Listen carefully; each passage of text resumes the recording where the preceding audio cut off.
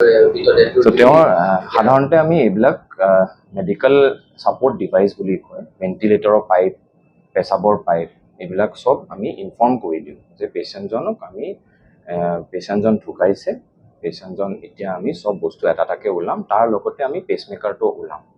তো এজন এটেণ্ডেণ্ট ৰাতি আহি তেখেতে কৈছে যে ঠিক আছে আপোনালোকে ওলাওক। ইনফেক্ট তেওঁক আকৌ কোৱা গৈছে যে এইটো কি কৰিম আমি পেচমেকাৰটো আপোনালোকে লৈ যাব। তেওঁ কৈছে নাই আপুনি দুখীয়াক ডনেট কৰি দিম, সেইখিনি কোৱা তেওঁ নিজে আছে।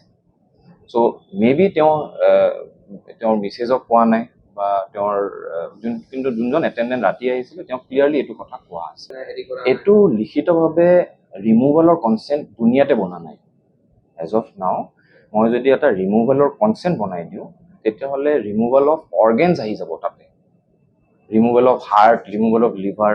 তো ৰিমুভেলৰ কনচেণ্ট পৃথিৱীতে বনোৱা নাই, ৰিমুভেলৰ কনচেণ্ট বুলি নাথাকে।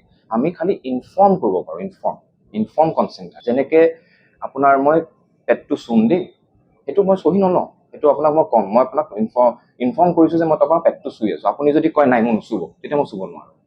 That is a norm in medical science যে আমাক কিছুমান ক্ষেত্ৰত চহী লাগে, কিছুমান ক্ষেত্ৰত চহী নালাগে।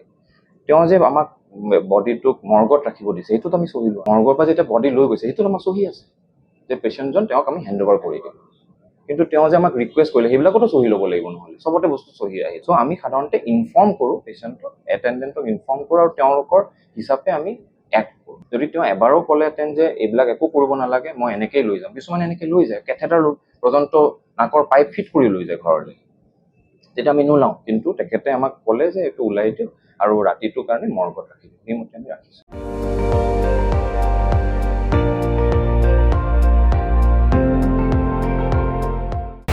আপুনি চাই আছে ND24, সৰ্বশ্ৰেষ্ঠ নহয় সৰ্বোত্তমৰ দৌৰত।